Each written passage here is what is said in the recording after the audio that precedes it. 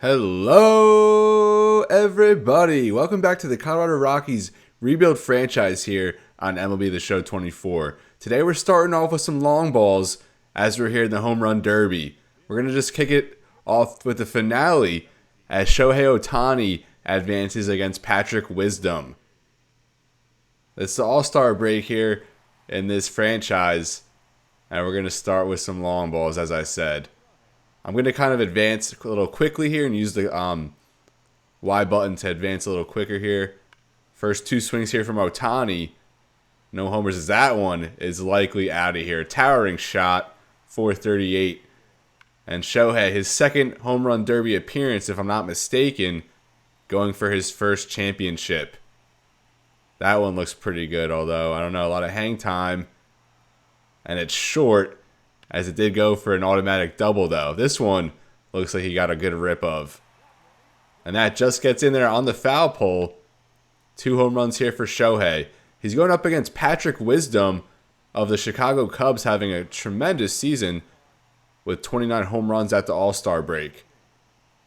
Shohei eliminated Aaron Judge in the semifinals, as Aaron Judge was the top seed.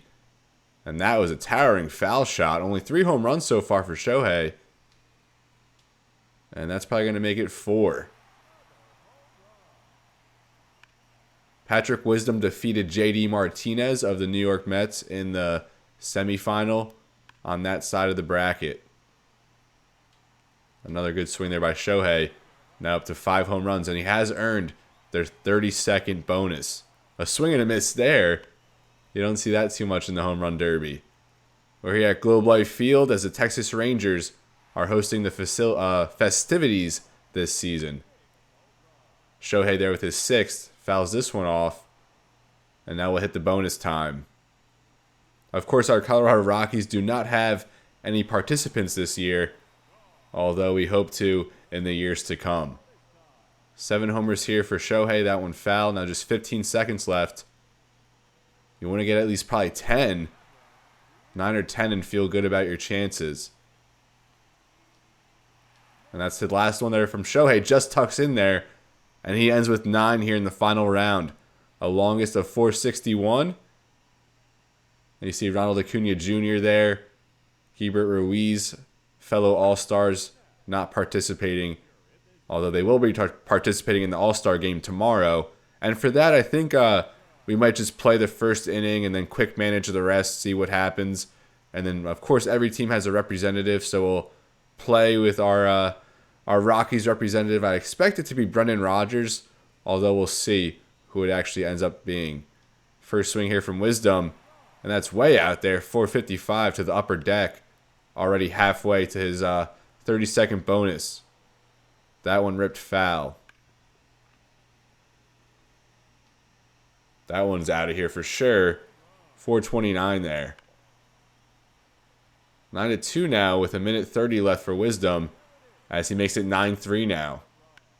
Already a third of the way to tying it. That one a little short to right field. And this looks like a blast. Upper deck there to left. 9-4 now, just over a minute left. And that one just gets over at the deep right center. And Widsom already at 6 now with 50 seconds remaining. Although he has not yet clinched extra time. About this one. And that will make it out of here. Upper deck to left center, 450. And he now has earned the 32nd bonus. Now just down 2 homers here with about 55 seconds left. And that's going to make it 9-8. And it looks like Patrick Widsom is going to take this home run derby. He ties it there. Still has his 32nd bonus. And a couple more swings here of regulation time. A swing and a miss there. And now we'll enter the bonus. That one was foul. And that's going to do it here from the Home Run Derby as Patrick Widsom wins it in his Home Run Derby debut. The Chicago Cubs slugger is having a phenomenal season as he defeats Shohei Ohtani here. Freddie Freeman jumps out there to congratulate him. And there we see it. Patrick Widsom, the Home Run Derby champion, And we'll see if he can hit another home run tomorrow in his first All-Star game. Good way to kick things off here. And you see that 30 home runs total, the longest at 465 there in the second round for Patrick Wisdom. And there's a look at the overall bracket. Corey Seager, 11 home runs there in the first as the 8th seed, but Aaron Judge barely edges him out with 12. Shohei defeated Yordan Alvarez in the first round, 12-9. On the other side of the bracket, reigning champion Vladimir Guerrero Jr. defeated by new champion Patrick Wisdom, 11-10. And JD Martinez, a good comeback bid against his former LA Dodger, Boston Red Sox teammate and good friend Mookie Betts, as he walked that one off. He hit 12 to Mookie Betts' 11. In the semifinals, as I said, Shohei defeats Aaron Judge, and then Wisdom defeated JD Martinez by 1. And then, of course, in the championship, Patrick Wisdom took it for his first Home Run Derby championship. And now we're here for the All-Star game at Globe Life Field. We have Shane McClanahan on the bump for the American League going against Zack Wheeler for the National League. And I got to say, sports, the All-Star games, the Pro Bowl, and the NFL have all dwindled down. They used to be a lot of fun, especially as a kid. I remember growing up looking forward to all of them. But the integrity of the MLB All-Star game, I got to say, has kind of remained here throughout the last decade or so. And as I said, it's kind of dwindled in other sports. So, the All-Star game in baseball is always a fun experience, and we're going to get it underway here. We only have one representative, that being Brendan Rodgers, and we'll probably get him into the game later on. But for now, we'll just play this first inning, and then we'll probably quick manage the rest of the way until we work in Rodgers. I kind of like the intro here for the All-Star game. I don't know if they had it last year. I don't remember anything like this, but pretty cool format. And MLB The Show has always been pretty consistent with presentations type stuff, but it's good to see them put a little more stock into that aspect. There's Bo Bichette starting at short for the AL.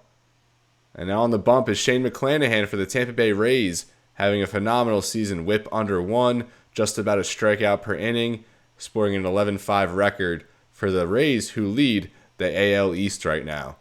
Leading off for the National League, Freddie Freeman. Of course, he's been super consistent, one of the best hitters in all of baseball over the past decade. First pitch there from McClanahan misses outside as we're underway here for the 2024 MLB All-Star Game. The 1-0 now to Freeman, and he's chasing a low changeup, and we fall victim to those a lot. Now the 1-1.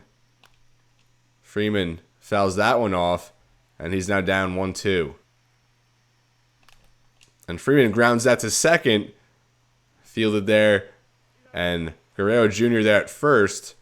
One away here. That's Marcus Semien at second, starting in his home ballpark. And now Nico Horner up in the 2-hole, his first All-Star appearance for the Cubs.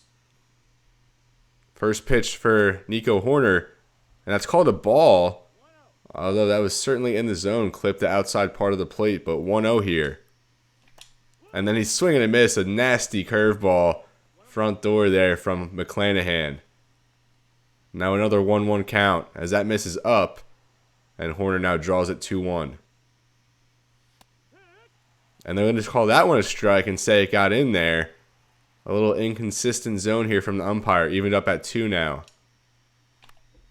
And Horner will fly that out to right field. And an easy play there. 2 up, 2 down here for McClanahan and the AL All-Stars. It's Kyle Tucker out there from the Houston Astros in right. And now Ronald Acuna Jr. batting .319 on the season, 22 homers, 66 RBIs. One of the best young players in all of baseball. Maybe even the best in baseball. First pitch misses inside. A 1-0 count here to the Atlanta All-Star. Acuna Jr. then fouls off a high fastball. 1-1 count now. And a hanging curveball up in the zone. Acuna Jr. gives that a ride out to right. Tucker giving chase. He dives. He can't come up to the play. Acuna rounding second, heading for third. And a triple for Ronald Acuna Jr. And he's showing out here in this All-Star game. McClanahan hung a curveball up in the zone, and you can't do that to one of the best players in baseball. Kyle Tucker on his horse and almost coming down with that one. You got to love the effort there as a stand-up triple for Acuna Jr. Now that brings up J.D. Martinez, who just recently played in the Home Run Derby. Batting cleanup in his first season for the Mets, and the New York Mets coming in at the bottom of the NL at the All-Star break. Martinez rips that into the gap, and that's going to score Acuna Jr. J.D. Martinez rounds first, heads for second, and back-to-back extra base hits here for the NL All-Stars. Now Manny Machado up, batting an even .300 in the 5-hole for the NL. One of many All-Star appearances for him. McClanahan now maybe a little rattled after allowing 2 big hits there. A triple and a double. Now 1-1 to Machado. And Machado gets that down the third baseline. They're going to send Martinez home. Machado rounds first, heads for second. Not the most speed. And he's thrown out at second, but not before getting the RBI. The NL strike for 2 runs here in the top of the first. And now we'll see Zack Wheeler on the mound. And here he is, the Philadelphia Phillies ace, and even better numbers than his counterpart in this one. Strikeout to walk rate about 6-1, under a sub .9 whip, ERA at 1.77, and he's been absolutely filthy for the Phillies. Leading off for the AL is Bo Bichette, batting just under .300, 20 home runs, 57 RBIs. A fastball right down the middle, and Bichette sends that the opposite way. And a leadoff single for the AL. That now brings up Kyle Tucker. That's fouled off. The 0-1 now. Another foul. And Wheeler's location not too great thus far. 0-2 count. And a slider. I'm sorry, that was a curveball, sweeping curve. Absolutely filthy. That crossed like the entire plate and dipped down. And Kyle Tucker looking foolish chasing that one, but how can you blame him? And now Yordan Alvarez, another player who appeared in the All-Star game. Or, I'm sorry, in the Home Run Derby. First pitch fouled off. 0-1 count, Bichette on first. 1 away in the inning. A sinker fouled off. A lot of foul balls here so far. Induced from Wheeler. 0-2 again. A sinker low in the zone fouled off. Still 0-2 here. A waste pitch there on the sweeping curve. 1-2. And that cutter just misses. Good location there. 2-2 now. And that cutter gets in there that time. A nasty pitch. And Wheeler paints the inside part of the plate there. Back-to-back strikeouts after the leadoff single. And Wheeler's looking dialed in now. Aaron Judge batting .351. 37 home runs and 98 RBIs at the All-Star break. First pitch swinging there. And he'll fly it out. Why is J.D. Martinez in the field? That dude is a perennial DH. Get him out of there. And as I said, Aaron Judge, phenomenal numbers here as he's in line for a triple crown this season. NL up 2-0 after the first, and we're going to take this over in a quick sim. And I said quick sim, I meant quick manage. Tatis leads us off, he grounds out. Corbin Carroll, a double, another extra base hit as Shane McClanahan is still on the mound. A pop-up from Dansby Swanson. Now Will Smith, number 9 hitter. He flies out. We'll leave Wheeler out there for a little bit longer. A strikeout, a ground out, and then another strikeout. So 4 Ks for Wheeler in 2 innings of work, and we'll go to the bullpen next time around. Freddie Freeman now as they bring in Max Scherzer for the AL. I don't know why you don't just give him the start in this one in his home ballpark with an 11-2 record, but what are you going to do? Freddie Freeman and a Horner fly out and a 1-2-3 inning there from Max Scherzer. So who are we going to bring in? We'll bring in Zach Gallen, the number 2 pitcher here for the NL. Diaz gets a single there. Now Marcus Semien. And they send the catcher on the steal. He's thrown out. Semien a single. Bichette up after Semien gets a stolen base. Strikeout. And Kyle Tucker an RBI double. And now his teammate up, Yordan Alvarez. and he flies out. So now JD Martinez up 1-for-1 with that RBI double earlier. He strikes out. Manny Machado 1-for-1 with that RBI single. Ground out, and Tatis strikes out. Now we'll go back to the bullpen and bring in another starter, the third starter on this team, Logan Webb for San Francisco. 10-3, although San Francisco has not won many games, so that's just a testament to how good he's been pitching. A leadoff single there from Judge, then Guerrero Jr. single. He gets a Jose Ramirez strikeout, and then a double play. So good inning there by Logan Webb. Corbin Carroll up, already a double in this game. He flies out. Swanson a double. Now Will Smith is up. He flies out. And a 2-run home run from Freddie Freeman as he doubles the lead here for the NL, now at 4-1. And I think at this point we'll look to get some replacements in the field. We'll let Acuna Jr. bat next time around. Or should we put Shohei in there? Either way, I think we'll just leave our starters in for one more inning and see how it goes. We got to go back to the bullpen here. We'll bring in Joe Musgrove, the fourth starting pitcher on the staff, as he gets a 1-2-3 inning. So now Acuna up. He pops up. JD Martinez will give one more at-bat to. He reaches on an error. So now a pinch run for JD Martinez. He's in left field. There's only 3 reserve outfielders on this team. Here's Mookie Betts. We could always put him in the outfield. Or James Outman. Now, let's just put Mookie Betts in left. I mean, he could play pretty much anywhere. So we'll bring him on as a pinch runner for JD Martinez and let Machado hit. He gets a single.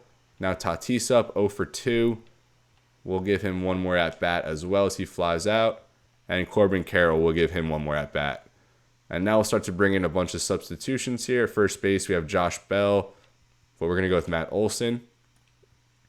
Second base, we'll give Ozzie Albies. And Brendan Rodgers, really, I mean, he's not going to outplay Albies. So we got to throw Albies in at second. Ohtani as the DH. He'll get a couple at-bats here to end it. At third base, Ke'Bryan Hayes, one of the better fielders at that position. In right field, we have Yelich or Outman. We're going to put Outman in center for Carroll. And there's no reserve shortstop. So maybe we'll have to throw Betts in at short instead. And at catcher, there's Keibert Ruiz and Tyler Stevenson. Neither have been super good, and neither are really good defenders. We'll just throw Keibert in for now. And then a new pitcher, we'll start to go to our bullpen arms and bring in Kevin Ginkel of Arizona. A ground out to start, then he walks Alvarez, and a 2-run homer from Aaron Judge, the AL back in it. Guerrero Jr. grounds out, and then a strikeout to end it. So let's get a pinch hitter here for Dansby Swanson. We'll go to Christian Yelich. He grounds out. Now Ruiz grounds out. And Matt Olson, a double. And now his teammate Ozzie Albies up. And he flies out. So the NL still up 4-3. In the bottom of the 7th now. Albert Alzolay from Chicago will put in for the 7th. He gets 2 ground outs. 3 ground outs. A 1-2-3 inning. So now Shohei Ohtani is up. And he works a walk. Now Mookie Betts, a fielder's choice there. Brian Hayes a single in his first at-bat. And we still have Tatis out there. Let's bring on Josh Bell here. No, let's go to our guy Brendan Rodgers. We'll bring him on and see if he can deliver here. Runners on first and second. 1 away here in the top of the 8th. Clay Holmes on the mound. Rodgers looks at a first pitch outside. His first All-Star appearance in his career. His average was up to like 330, 340, and it has now dipped as he kind of went cold coming into the All-Star break. And he grounds that to first, and that might be a double play. A 3-6-3 here as Brendan Rodgers comes off the bench and grounds into a double play in what will probably be his only at-bat in this game and his first at-bat in an All-Star game. But still, the NL lead 4-3 going into the bottom of the 8th. Now we'll go to David Bednar here to set us up. Although he does allow a leadoff single. And then Harold Ramirez reaches on an error. So now Andrew Vaughn up as a pinch hitter, runs on first and second, trying to tie this up. He strikes out. Now Juan Soto up for Aaron Judge, and he grounds out. Runners on second and third now for Vladimir Guerrero Jr. And do we bring in one of these other guys? I think we'll go to Evan Phillips here. Adley Rutschman up as a pinch hitter, and he's batting 400 in 130 at-bats this season, although he does ground out there. So now James Outman to lead us off in the top of the ninth. He strikes out now Christian Yelich. He flies out. We'll bring up Josh Bell as a pinch hitter, get him an at-bat in this game, and he grounds out. So we'll have to get Tyler Stevenson in as a catcher, and we officially have used all of our position players in this game. And now we'll bring on Ryan Helsley to close it out. Probably the most impressive closer so far. 46 strikeouts in 35 innings, a 1.29 ERA, a 1.03 WHIP for the St. Louis Cardinals, who are vying for a playoff spot there in the NL Central. Bobby Witt Jr., a line out off the bench. Now Rafael Devers, a single. And they're going to bring on Byron Buxton as a pinch runner. Diaz flies out. Now Marcus Semien, the last hope here for the AL. And he grounds out, and the NL All-Stars take it 4-3. That strong first inning that we showcased with two runs in that one, that kind of propelled us to victory here. Freddie Freeman, a 2-run home run as well, and I would probably think he's going to be the MVP. Ryan Helsley comes on for the save, Zack Wheeler the win, and it was decided there in the first inning as the NL jumped ahead. Ronald Acuna Jr., of course, had that triple, and that got us going here in this one. I do want to see the MVP, and they're going to call Zack Wheeler the player of the game. 4 strikeouts, 2 innings to start, and just 1 hit allowed, that being the leadoff single. After that, he retired 6 in a row, and no one for us had a multi-hit game. Aaron Judge, 2 for 3, a home run, 2 RBIs. He probably would have been the MVP if they were able to come away with this one. But this is the first All-Star game of this series in the books. The NL take it 4-3. And now following the All-Star festivities, we are now going to try and sign some of our draft picks. And of course, we started out with Michael Yamashita at 3rd overall. Looks to be a potential ace, 80 to 95 potential. We had him ranked as the 3rd player on the board. And he does have a lot of interest at 70%, demanding 6.3, although the suggested draft pick value is at 8.3. So we'll work him up to 7.84. And he does sign with us, so welcome to Colorado, Michael Yamashita. And it should only probably take a couple years until he's up with the big league squad. And now we'll go over to our second pick, Juan Ayala.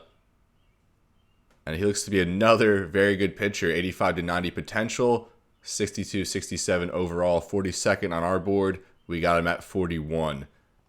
And we'll try and sign him now. He wants 1.7, suggested draft pick value at 2.3. So we'll go to 2.12, and he signs. So we're 2 for 2 so far as we sign our first 2 picks. Hopefully our potential 1-2 in the rotation. And now we'll go for our 3rd pick. And of course, it was another pitcher. This time we went with the lefty and Herb Lopez. And just dynamic stuff on a 5-pitch mix, including a splitter and a very good curveball. Let's try and get him in here now. He wants 1.9, suggested pick value at 2.09.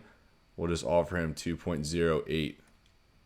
And he accepts. So 3 for 3 here on day 1 of signing our draft picks. And Alfonso Campaneris, he was our 4th pick he was our 4th pick overall, although he was a 3rd round pick. We had an extra first, and he's only scouted 65%, so we'll leave him here for a little bit and see what he goes to overall wise when scouting is concluded. Same here with Ronald Cabrera. He was our last pick there in the 6th round, just took a flyer on a catcher, and we'll let him get scouted here. Now, Jose Vera and Rudy Smith, our 4th and 5th round picks respectively. More pitchers, and hopefully these guys can crack the rotation at some point, or at the very least help out from the bullpen. So he wants 4.57K, and we'll offer him 5.39. And Jose Vera accepts. So again, we bring in a starting pitcher. Now we'll try and get Rudy Smith as well. He wants 341. Suggested value 455. We'll go 425. And he accepts. So we signed 5 of our picks already. And we only have 2 guys left now. Campaneris and Cabrera. And we just want to get them scouted a little more. So we will leave them. And now we'll get into some Colorado Rockies baseball. The trade deadline is about a week and a half away. And we probably have one more trade in mind. And we have a player lock game upcoming with the player we plan on trading. To start this game, to start the post All-Star break, we are 1 game behind San Francisco Giants. We have German Marquez, his second start of the season after returning from the IL. And he's going up against Kyle Harrison here as we trail San Francisco by just 1 game following the All-Star break. German Marquez was not good in his first start. He took the loss, only 3 1/3, as he was hit around a good bit. Gave up 3 home runs, 6 earned. Thairo Estrada will lead it off for the Giants. Grounds out. Jung-Ho Lee. And a 2-out single there from Wilmer Flores. Now Jorge Soler up, and he strikes out. Brendan Rodgers to lead us off. He gets a leadoff single. And then Chris Bryant grounds into a double play. Nolan Jones draws a walk. Now Elias Montero. And he strikes out. A 1-2-3 inning there for Marquez. 3 straight groundouts. As Harrison gets a 1-2-3 inning of his own. And Marquez another 1-2-3 inning. And he did get a strikeout there. Brenton Doyle to lead us off. And he's on with a single. And we do steal second with Doyle. So now a runner with good speed and scoring position. Drew Romo up as the lineup is about to turn over. And a base hit there for Romo. Although Doyle was thrown out trying to score. A 2-run home run there though from Brendan Rodgers. The lone Colorado Rockies all-star. And now Rockies up 2-0. A strikeout from Bryant. Nolan Jones a single. And then Montero grounds out to end the inning. A single there from Flores, his second hit of the game. The only player so far for the Giants to get on base. And Marquez gets out of that one. Now the bottom of the 4th. As Tapia a leadoff walk and then Tovar a double to score him. Ryan McMahon reaches on an error. Now Doyle back up. As he works a walk. Bases loaded here. No outs for Drew Romo. And they're going to go to the bullpen and bring in Tristan Beck. And Romo another single. A runner was thrown out. But one does come around to score. Now Rodgers back up. 2 men on, 1 out. He's 2 for 2. Flies out there. And then Bryant a pop out. Now top of the 5th. As another 1-2-3 inning for Marquez. A very strong response after he was hit around in his first start in over about a year and a half or so. There you go. Nick Ahmed with a home run. The Giants now on the board. Marquez does respond well. Struck out 2 of the next 3 and got them all. Bottom of the 6th now as the Rockies go down in order. Top of the 7th, Jorge Soler will lead us off. And we get a defensive substitution. So I think someone got hurt. Oh, I guess Marquez got hurt. Now Amir Garrett's out there. And hopefully this isn't another long-term injury for German Marquez. Returns, as I just said, after a year and I think it was a year and 3 months or so. And now he gets pulled from this one. A very strong 6 1/3. Only gave up 1 run, 3 hits. Now Amir Garrett, 2 walks to start. Does get an out. And then gives up a single there to Patrick Bailey. So now, who's up for San Francisco? Nick Ahmed, and he homered. Will bring in a reliever as Amir Garrett. Not who we wanted in this spot. It's between Curtis and Matt Cook. And we're going to go with Curtis. He's been very good. Although he gives up a single there. And now it's 4-3 as Estrada flies out. And the Rockies keep the lead. Romo 2 for 2, although he grounds out there. And a 1-2-3 inning there from the Giants. Now Jung-Ho Lee to lead us off. And I think we'll just bring in our setup man, Jake Bird. 1.83 ERA so far. A whip at 1.10 after he got that out. And a 1-2-3 inning there from Bird. And we haven't used him too much. We don't lead late in games very often, but he's been lights out when called upon. Taylor Rodgers now in as he gets a 1-2-3 inning, 2 strikeouts. And now we'll go to the closer. Justin Lawrence recently put in that role. We started with Daniel Bard, and then we traded him to the Rangers, and then we put Tyler Kinley in that role, and then we traded him to the Cardinals. Now Justin Lawrence is the guy. Let's see if he can get the job done here. Mike Yastrzemski to lead us off. He gets a single. A pinch runner there, Fitzgerald with 99 speed. Conforto now up. And he walks. So the tying run, elite speed in scoring position with no outs here. A good strikeout there. That's what he needed. Now Patrick Bailey up. And he grounds into a double play. And the Rockies survive here to win the first game after the All-Star break. German Marquez, his first win in a very, very long time. And a good outing from him. We didn't get an injury notification, so I think he's good to go. And now we do have to sign draft picks again. We'll just take a look at how they've progressed. So Campaneris still at 46 on our board, and Cabrera, not much movement from him either.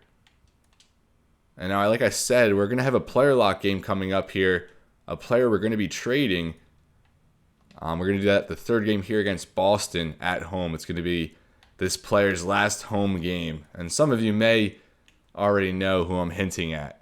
So here we lose 10-2. Rodgers, Bryant, and Jones all hits there at the top of the lineup. Tovar 2 for 4 with a home run.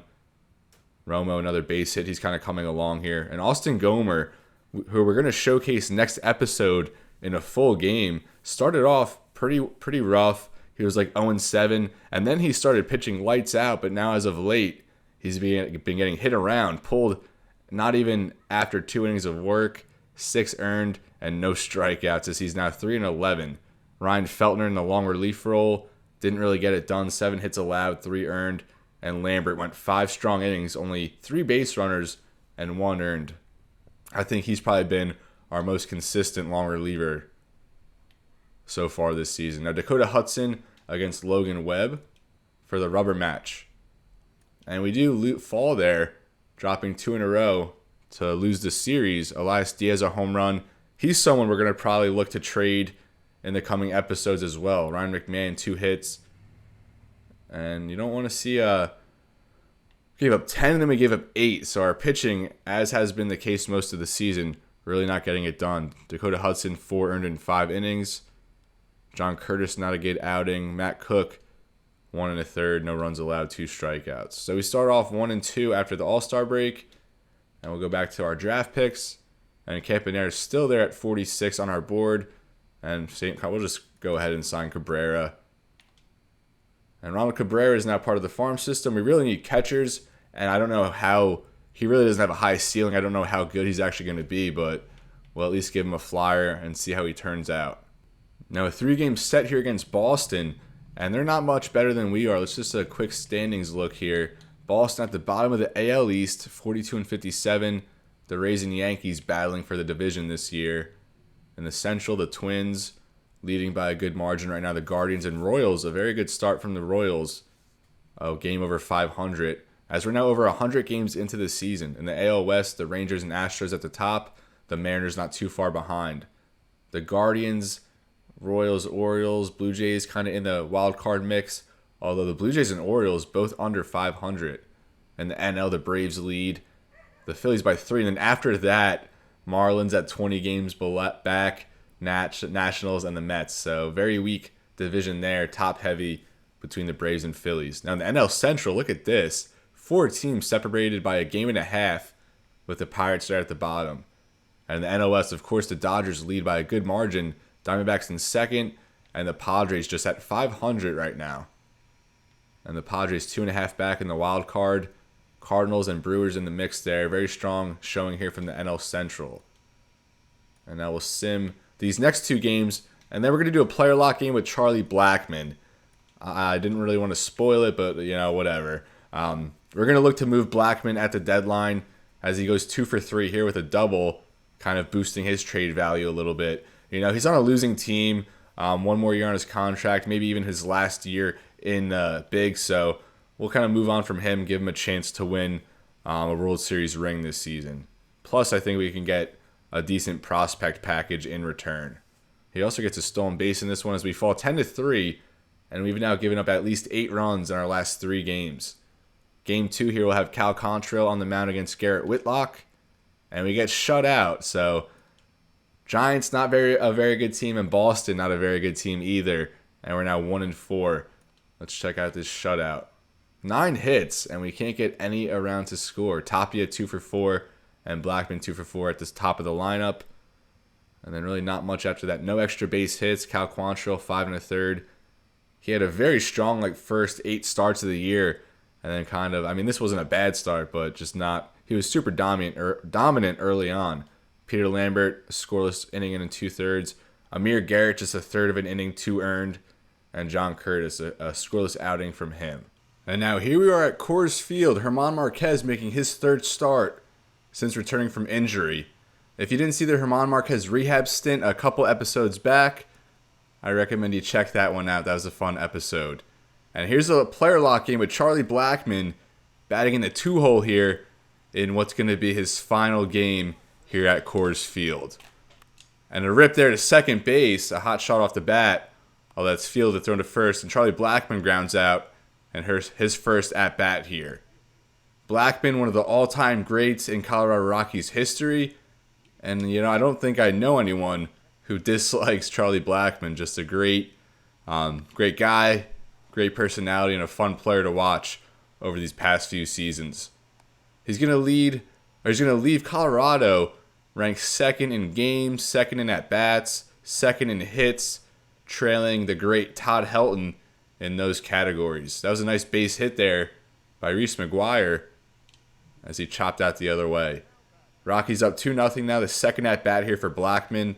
He's 4 for 8 with a double in the series. Really hope we can make something happen here in his final game as a Rocky. And he sends that the other way. A fastball right down the heart of the plate. Although that flies out there to left. Blackmon now 0 for 2. Some teams interested in Blackmon.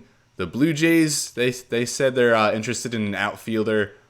When you look at the trade block, the Guardians, they're contending there in the AL Central. Maybe even the Kansas City Royals, just one game over 500, kind of vying for a playoff spot. They might be in on Charlie Blackmon as well. Maybe Tampa Bay trying to pull away there in the AL East against the Yankees. And now Charlie Blackmon up for the 3rd time, as you see their 2017 batting title. A 1-0 count here to Blackmon. Tied 2-2 now, as the Red Sox tied it up. He rips that to right field, and that's off the wall. That's going to go for 2, and they'll hold the runner at 3rd. So now runners on 2nd and 3rd as Charlie Blackmon delivers. Colorado looking to take the lead. Nolan Jones now coming up, and that's Blackmon's 20th double. And he's been hitting the ball pretty hard in this one. That one off the wall, and he's clapping it up. Blackmon's also going to leave the Rockies as their all-time leader in triples. And now let's hope Nolan Jones can get something going here. Kind of a quiet first half, as we expected a jump from him this year offensively. The 1-2, and Jones strikes out as Pivetta gets out of the inning. Still tied 2-2 here at Coors, and the Rockies are trying to avoid the sweep in this game.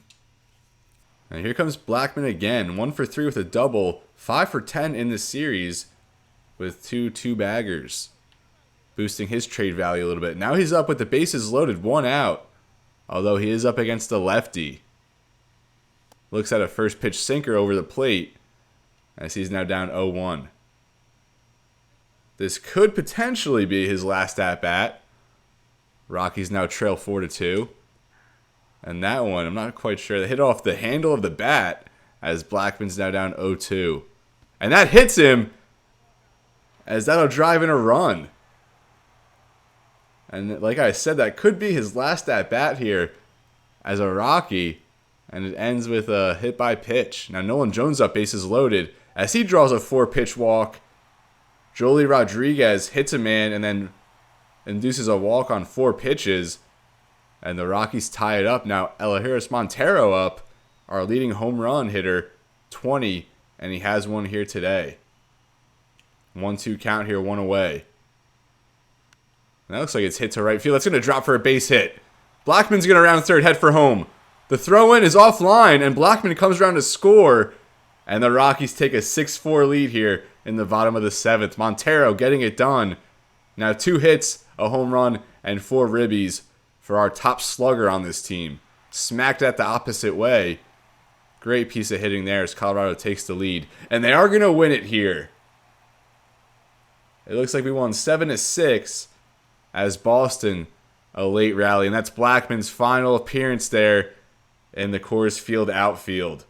Again, a tremendous career here from Charlie Blackmon, one of the all-time greats here for the Colorado Rockies.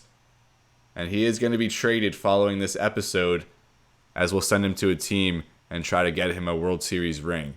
Ryan Feltner gets the win. Elias Montero, player of the game, 2 for 4. A home run, 4 RBIs. And Charlie Blackmon, we went 1 for 3 with a double, a RBI, and a run scored. So here we go. Now we're going to work a trade for Charlie Blackmon. And I did a lot of research on this offline, looked at a lot of different teams, and ultimately I had a deal in place with Cleveland, and then we simmed ahead a little bit, and they actually ended up trading for a different outfielder. So that deal we had with the Guardians fell through. So now we have to opt to a backup plan, and we're going to go with the Tampa Bay Rays. That's where we're going to send Charlie Blackmon, as he's now on a hot streak heading into the last couple months of the season, regressing mightily here, but still he's hitting well, he's getting on base, and a guy, could provide some energy, some veteran leadership, especially for a team here like the Tampa Bay Rays. So we're going to go here for Taj Bradley. And Bradley, a former top prospect for them. He pitched 100 innings last season, 21 starts, and he didn't do too hot. Just one quality start the whole way. And you see here, he spent the entire season in AAA. So he's 23 years old. He is an A potential, but they have moved into the bullpen. And I think, having him in AAA kind of is a sentiment at how they view him. So for Taj Bradley, that's not quite going to get it done. And you see there, the Rays are seeking a catcher. They have Rene Pinto and Ben Rortvedt here, but neither, good options, especially for a playoff team, although Rortvedt does offer good defensive capabilities. But they kind of need a veteran guy, someone who could hit a little bit better. And Elias Diaz has been hot and cold this season, but ultimately he's a veteran and he hits righties pretty well. So if you're not starting him at catcher, maybe a DH against righties, or maybe a catcher versus righties, kind of platoon him in. So at this point, they are interested, but I'm going to try and work in this left fielder, Heriberto Hernandez. I really like him, and look at that lefty contact, plus 11 as he's raking so far. Actually, not really. I mean, he's batting 254, OPS over 700, but with that plus 11 on contact versus lefties, I thought his numbers would be a lot better. Still, a good prospect, balanced overall with above average hitting traits, hitting potential, something we really don't have right now. I think we have a lot of speed and fielding in the farm system, especially in the outfield, but we don't really have too many hitters. And I love the versatility. He could play the entire outfield along with catcher and first base. So we'll throw him in here and then see if we can get it good. And so then we throw in Jamison Hanna, and while he is a deep potential, he's our best hitter right now in AAA.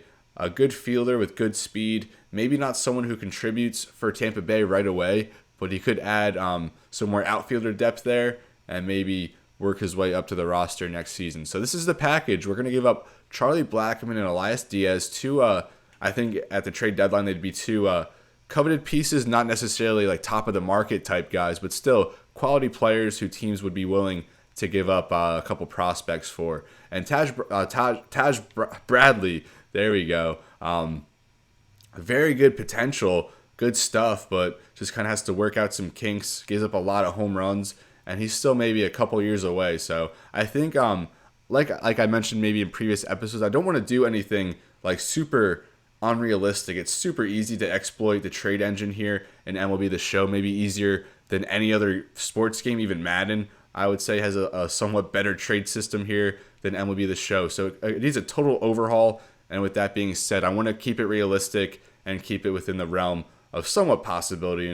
It's a video game. We're going to kind of do some things outside the box, but generally, I would like to keep it realistic. So I am going to make this trade, but let me know in the comments what you think. Do you think I kind of abused it a little bit by going for Bradley, who is an A potential, although, he is just a relief pitcher, someone that the Rays don't really seem high on. I mean, he is having a good year here in AAA as the closer, 28 out of 31 in save opportunities, but just someone the Rays kind of seem to be fading And I think if they have the opportunity to get Blackmon and kind of boost him into this outfield, which really doesn't have many proven guys, just a Rosarena and Jose Siri over 70, the only guys over 70 overall here with Josh Lowe on the IL. And that's another reason why they'd look to bring in another left-handed bat. So Blackmon, I think, would provide a lot along with Diaz. So we are going to go ahead and make this trade. Thank you so much, Charlie Blackmon. But you're off for greener pastures here, and we'll be rooting you on to win a World Series ring. And now just 6 days left to sign draft picks. All we have left is Alfonso Campaneris, and still we've scouted him another 15% here, now at 85% scouted, and he's remained at 46 on our draft board this entire time. Another lefty, doesn't give up home runs, very good control, velocity, an above average strikeout pitcher, limits walks, although he will get hit around every now and then.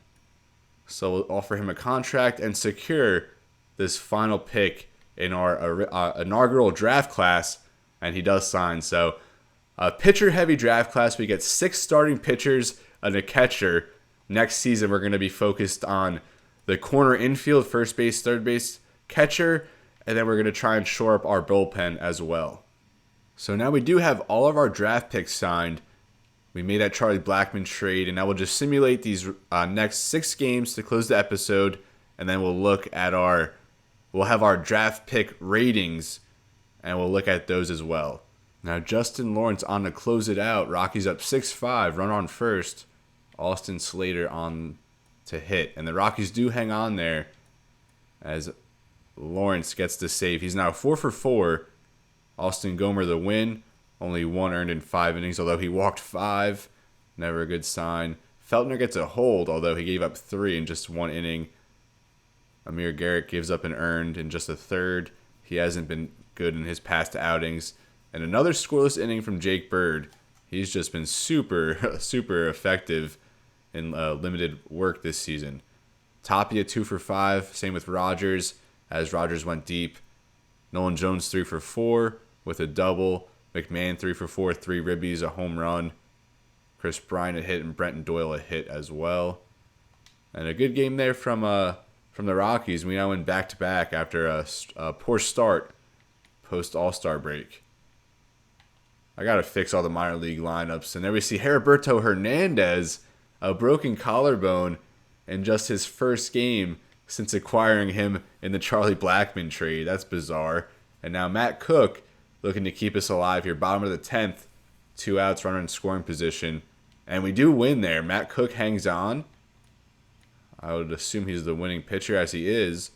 A scoreless inning of work. And another save from Justin Lawrence. A blown save from Jake Bird. 2 earned in 2 innings. We don't really see him work multiple innings. Struck out 4. Dakota Hudson, another poor start. Chris Bryant and Brenton Doyle home runs. Nolan Jones 3 for 5. He's really coming around here in the past few games. And multi-hit games from Tapia and McMahon. So we went back-to-back games here against San Fran, both 6-5. As now we have Kyle Freeland on the bump against Kyle Harrison. Battle of the Kyles is going to be won by Freeland. Shutout going into the 9th. 8 innings, only 2 hits allowed. And I think more impressive, only 3 strikeouts to this point. He does have 1 complete game shutout already this season. Let's see if he could do it again. And we did shut them out. Let's see how it turned out. 3 hits, 3 strikeouts, and Kyle Freeland now 9-9. We had 4 home runs in this game. Brendan Rodgers, Nolan Jones, another good day from Jones, as he was 2 for 4 with 3 RBIs. Montero goes deep, a multi-hit game from him, and Drew Romo, a 2-run home run. You love to see that from our young catcher. So we win the first 3 against the Giants. Let's see if we can complete the 4-game sweep. And we do. We win 11-6, and the bats have been strong here. This series, a 2-home run day from Sean Bouchard, who was called back up after Blackmon was traded away. And Bouchard, his power numbers are just insane in what's been a limited sample size over the past 3 seasons with the Rockies. He was 2 for 5 from the 2-hole. McMahon 3 for 4 with another home run. Brendan Rodgers 2 for 5. Tapia had a home run. Tolia 2 for 5, 2 RBIs. And Jason DeLay getting going here. 3 for 5 with 3 RBIs. as he had 3 singles. And Delay, we claimed off waivers pretty recently. Cal Quantrill gets the win. And a very good offensive series there from the Giants as we got, 18? So like 40 runs in 4 games. No, correction. 30 runs. I added an extra 10th there. So now we'll start the series against Angels, and they're 44-62, even worse than we are. 2 more games here, and then we'll wrap up the episode as we do drop that one. Tapia 3 for 5 at the top. McMahon a multi-hit day. Same with Kyle Datris, who's been kind of slow to get going after being called up following Alan Trejo being designated for assignment. Marquez, a very good start here. 7 innings, just 1 earned, and he's been strong after a poor first start to start this season. So now it is the trade deadline. We're not going to make any moves. We'll just kind of recap. Actually, we'll sim the trade deadline and then look at the trades that were made, because there was a few, and I don't use that word lightly. I hate the trade system here. Like, just for like the Tigers trade Spencer Torkelson to the Cubs for Cade Horton. Like, why? Why are we doing this? The Twins get Chris Martin from Boston. I mean, that's nothing crazy. The Royals get Carlos Estevez from the Angels as they look to bolster their bullpen in hopes of a playoff run. Kenley Jansen to the Padres for 3 prospects there, including Adrian Morejon, who has spent some time already in the bigs. Then we see our Rockies-Rays trade as we sent Charlie Blackmon, Diaz, and an outfielder prospect for Taj Bradley and Heriberto Hernandez, who did just get hurt. And then here, the Dodgers and Tigers. The Dodgers acquire Riley Green from Detroit for Gavin Stone, Jake Geloff, and Yainer Fernandez. And I really, really was tempted to play with trades off in this franchise, but once you put them off, because at least for the first year or two, because look at how altered these organizations already are with these crazy, just aimless trades. The Guardians get Jack Sawinski from the Pirates for Kyle Manzardo, Khalil Watson, 2 good prospects there for Pittsburgh. Kevin Pillar to Baltimore. The Cardinals get Brian Reynolds from a division rival for Tink Hence and Ryan Lodos. And like the trade logic in this game, especially when it comes to division opponents, it just has to be considered. MLB The Show has a ton of work to do. It's the most fun sports game, I'll definitely say. But when it comes to franchise, there's so much left to be desired. The Marlins get Brent Rooker, a good power bat there, as the Athletics get Ryan Weathers, good left-handed arm. Matt Moore to the Rangers. Back to the Rangers, right? He spent some time there. Then we see our Tyler Kinley trade as we sent him to St. Louis for a pair of B potential relief pitchers, each at 55 overall. And the Giants here acquire Brian Abreu, a bottom-tier team trading for a closer, as they give up Jordan Hicks, Lamonte Wade, and Luke Jackson. And like, why are the Astros even making that trade? If you disagree with me, I'm definitely open to some reasoning here. The Rays, they acquire O'Neal Cruz. And like, why are the Pirates trading O'Neal Cruz? They get Shane Baz, a couple other infielders, and Baz, was he brought up with Pittsburgh or no? I'm not sure on that one. I think he was, but I could be wrong. The Mets get Edmundo Sosa from the Phillies, a division rival for Adrian Houser, and the Mets have been one of the worst teams. And then our first trade of the series back on July 5th, as we got Mitch Bratt, Cameron Colley from the Rangers, and we sent Daniel Bard and Jalen Beeks to Texas, along with Sam Hilliard. The Pirates trade for Trevor Rodgers. The Marlins get a third baseman there, Jared Triolo. And that's going to do it here with the trades. And, let me know your thoughts on franchise mode. There's so many ideas I have at how this game could be improved. And we'll sim ahead. I guess we have to sim ahead one more day to get the ratings. And Raimel Tapia out 1 to 2 months. He's been very strong since we signed him in one of the first episodes as a free agent. A shoulder tear there. Jacob Stallings off the IL, but we're just going to designate him for assignment and stick with Romo and Jason Delay. Jason Delay 1 for 4 in this one with another RBI. Bretton Doyle 2 for 3. Ryan McMahon 2 for 3 with a double, 3 RBIs. Nolan Jones 2 for 5 with 2 RBIs and a double. And Bouchard 2 for 3, an RBI for him. He's been strong since being called back up. Dakota Hudson gave us 7 1/3 in a winning effort, as Lawrence and Curtis were scoreless the rest of the way. So now we can finally view our draft pick ratings, and this is going to close the episode. I apologize if it was a little bit longer, but we got a lot done, and we're now past the trade deadline, probably just another couple episodes away from the offseason, which is where we're going to make our really going to, I think, turn the tide on this team. So initial look, Michael Yamashita, just an 88 overall. I mean, very good, but we were hoping he would be a little bit higher than that. He comes in at a 79 stamina, very good walks per 9. The hits and strikeouts need a lot of work. The home runs, not too far from being MLB ready. The clutch rating, very low at 42, and the control needs a lot of work, although the velocity and especially the break are pro-ready traits. He's a 64 overall at 18 years old with a 5-pitch mix. And then Juan Ayala, he's 22 years old, 65 overall, and also 88 potential. Better stamina than Yamashita, and like Yamashita, the hits and strikeouts very low. And all the per 9 categories for Ayala, a few years away from being pro-ready, although he's very balanced. Needs some control work, but the velocity and break, phenomenal. Just phenomenal stuff here from Ayala. Just has to round out a few things. And then Herb Lopez, also 88 overall. So our first 3 picks were pitchers, and they all have 88 potential, and they're all of at least 61 overall. So we could have 3 starting pitchers influxed into our starting rotation within the first 2, maybe 3 years of this franchise. It looks like Yamashita or maybe Ayala will be the first guy up. And Herb Lopez, he has very good stuff, 83 velocity, 84 break, a 5-pitch mix with a splitter, which is my favorite pitch to throw. I don't know about all of you. The per 9 categories need a little bit of work, especially the walks and the hits. So he's going to allow base runners, but the clutch at 61 is a pretty good counter to that, and that'll just get better. Control does need to get better at just 50. So like I said, we could have our potential top 3 of the rotation. And with Yamashita, kind of a bummer, as you know, he was the top pitcher in the draft. I was kind of hoping for like 93, 95 overall, but still going to be a very good pitcher. And now we'll go down to Alfonso Campaneris, our 3rd round pick, our 4th overall in this draft. He's a 63 overall lefty.